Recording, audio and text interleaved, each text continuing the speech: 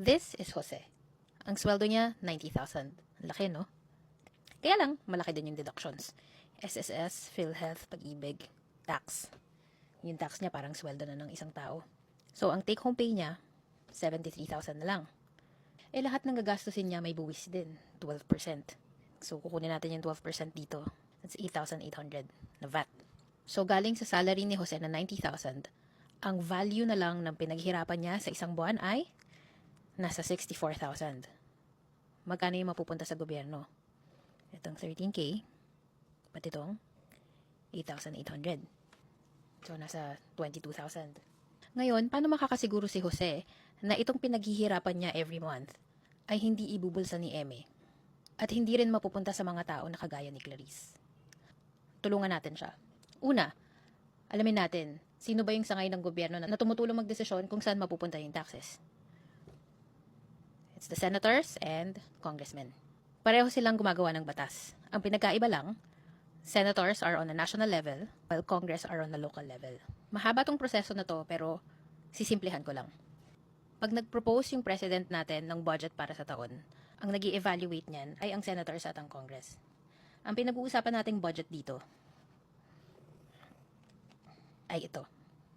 So, ang mga senators at ang congressmen, tumutulong silang mag-evaluate kung saan i-allocate yung budget para sa taon.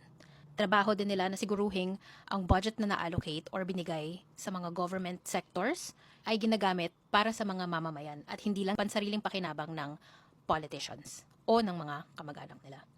Trabaho din ng senators at ng Congress na gumawa ng mga batas na makakatulong para sa mga mamamayan. Trabaho din ng mga senators at congressmen na irepresenta tayong mga mamamayan. Ano yung mga kailangan nating projects and developments para mapaigi yung buhay natin. Ideally, yung pinaghirapan nating pera ay gagastusin para sa mga programa na makakatulong sa ating mga mamamayan. So, hindi pa rin alam ni Jose kung sino yung iboboto niya kasi parang pare-pareho lang naman daw yung pangako ng mga politicians. Paano ka makakapag-decide objectively? Tignan natin yung job description. Isipin mo, para kang nag-a-apply ng trabaho. Titignan mo yung mga tungkulin, yung mga tasks ko, o kung ano ba yung responsibilidad nung posisyon. Tapos, ibabangga mo sa qualifications. Tignan natin. Budget allocation, budget oversight. Anong kailangan yan?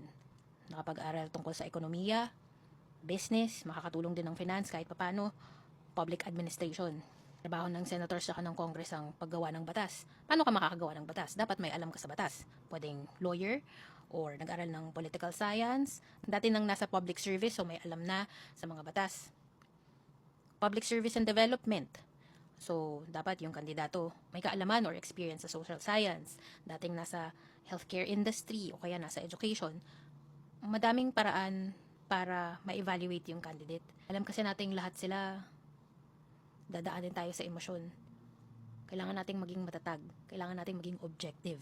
Para ka nag-interview ng candidate para maging empleyado, aralin mo kung ano yung job description, tas ibangga mo sa qualifications.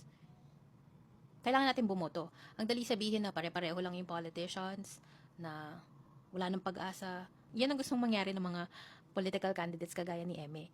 Gusto nila yung mabibili lang yung boto. Palagi nating tandaan, pinaghirapan natin yung taxes natin. Every month, nagko-contribute tayo sa bansa.